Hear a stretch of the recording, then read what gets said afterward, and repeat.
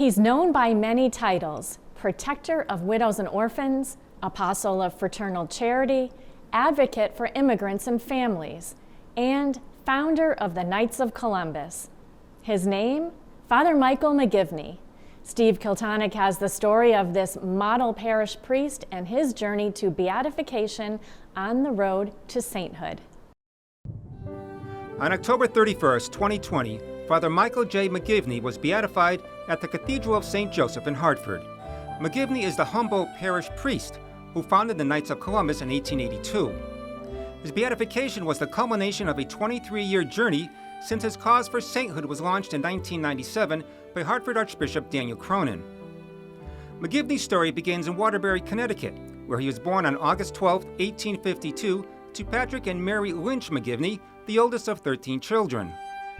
The McGivneys emigrated from Ireland to escape the potato famine, which killed an estimated 1 million and forced another million to flee. Like many immigrants, Patrick found work as an iron molder at one of the many factories which sprang up in the Brass City. If you wanted a job, Waterbury at the time was the place to come. The Industrial Revolution was, at its beginnings. Father James Sullivan is rector of the Basilica of the Immaculate Conception in Waterbury, which was McGivney's first parish. From an early age, McGivney was, by all accounts, an excellent student. When he took his first exam at the East Main Street School, they found that he was so intelligent that he skipped the first 2 grades and actually graduated at the age of 13. For many immigrants, the church became a second home, a refuge from the outside world where they faced discrimination and religious persecution in their daily lives. McGivney first expressed interest in the priesthood at age 12, inspired by the pastor of Immaculate Conception, Father Thomas Hendricken, his mentor who encouraged his vocation. But after graduation, and without his father's approval for the priesthood, McGivney took a job in a local brass spoon factory to help support the growing family. So he grew up in this atmosphere of a loving family, a loving pastor, and a loving church. And that has a great effect on a person for life.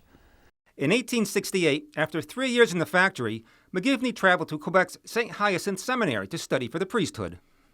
After 2 years, McGivney continued his studies at Our Lady of Angels Seminary in Niagara Falls and St. Marie College in Montreal, where he learned of his father's tragic death at the age of 48.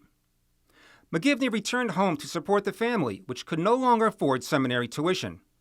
However, Bishop Francis McFarland of Hartford saw much promise in the young McGivney and secured funding to continue his theological studies at St. Mary's Seminary in Baltimore for 4 years. He was both quiet, prayerful, reserved, without being distant. And so he also had that warmth and that outgoing personality that kind of draws people.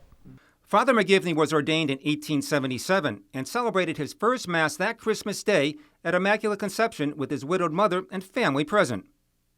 McGivney's first assignment was at St. Mary's Parish in New Haven as the associate pastor. The small Catholic population here was highly immigrant. St. Mary's was built on Hill House Avenue, which was where many of the wealthiest Protestants lived. The New York Times had a famous story talking about this, monstrosity on Hill House Avenue, this edifice that has now ruined a previously idyllic neighborhood that's going to bring in all of these poor Irish. Father McGivney started to make an impact on the parish from the moment he arrived. People talk about his face. They say he has a priest's face. They talk about his voice and that he had a great joy about him, but someone who, if he had to, could also flip and become very stern. St. Mary's pastor, Father Murphy, was in ill health, and the energetic McGivney ran the parish, which faced serious financial debt. Father McGivney wanted to make the church the center of parishioners' lives. Many young Irishmen struggled with alcoholism. So he founded essentially a temperance society to gather the young men together, and they would make a pledge, not a drop, ever. McGivney also saw Catholic men being drawn away from their faith and to the dozens of secret societies. A pivotal moment in McGivney's life occurred when a successful Irish businessman, Edward Downs, died, leaving a widow and several children. His widow had to prove she had the financial means to care for her children, or they will be placed in an orphanage. She was short money for one child. In court, McGivney stood up and said he would arrange for guardianship of the young boy, thus preserving the family. And that's when I think the gears really started churning in his mind that we need to start something that will allow every Catholic family to be able to be kept together. Looking to solve these social problems, Father McGivney met in the basement of St. Mary's Church in the fall of 1881 with about 40 accomplished men of the parish. With McGivney's direction, they discussed the formation of a Catholic fraternal society run exclusively by laymen with the purpose of building up Catholic men as strong husbands, fathers, and faithful sons of the Church. Father McGivney's founding principles were charity and unity. He wanted them to be united in a way that they could mutually support one another in the faith. Each man continued strong in the practice of his faith, and then was an example and a support for the others. But also charity, mutually supportive of their community and their parish. By taking the name Columbus, who at that time was absolutely seen as this heroic figure of American history, it was a way of kind of communicating we are Americans and we are loyal Americans. On March 29, 1882, the charter for the Knights of Columbus was approved, and a month later, the first Knights of Columbus Council was formed. By the time McGivney left St. Mary's in 1884 and was reassigned as pastor of St. Thomas Church in Thomaston, nearly 30 councils were formed across the state. In December 1889, Father McGivney fell ill during the Russian or Asian flu pandemic, developed pneumonia, and never fully recovered. He died on August 14, 1890, 2 days after his 30th birthday. Pope Benedict XVI declared Father Michael McGivney venerable in 2008. In May 2020, a miracle attributed through the intercession of Father McGivney was approved by Pope Francis, opening the door to beatification. Mikey Schlackley, a child with a prenatal diagnosis of fetal hydrops, a rare, typically fatal condition, was miraculously healed in his mother's womb. A second approved miracle is now needed for Father McGivney to be canonized a saint. At the newly renamed Knights of Columbus's Blessed Michael McGivney Pilgrimage Center is the Father McGivney Gallery. Visitors here have the opportunity to learn about the McGivney legacy and the pivotal moments in McGivney's life. Artifacts from his days as a priest at St. Mary's and St. Thomas are on display. Also on display are the vestments McGivney wore when his body was exhumed and moved in 1982 from Waterbury to St. Mary's on the 100th anniversary of the Knights' founding. Today, the granite sarcophagus serves as the focal point for the many pilgrims who travel from across America to pray for the intercession of Father McGivney. Inside the complex at the Basilica of the Immaculate Conception is the Father McGivney parlor. Father Sullivan, who has a strong devotion to Father McGivney, explained the details of what he calls Waterbury's Sistine Chapel, which includes another native son, Navy Chaplain Thomas Conway.